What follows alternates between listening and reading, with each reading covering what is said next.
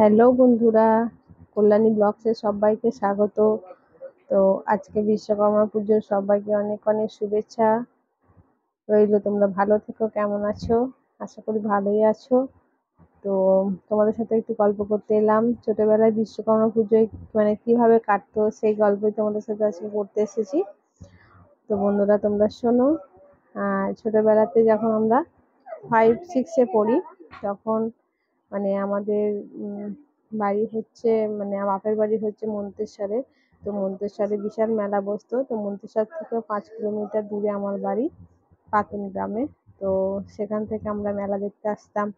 তো বন্ধুরা কত টাকা নিয়ে আসতাম জানলে তোমরা হয়তো এখন হাসবে, কিন্তু সেই টাকার মূল্যটা তখন অনেক ছিল। তো তখন 10 টাকা মতো নিয়ে আসতাম। হাঁটতে হাঁটতে আসতাম 5 কিলোমিটার।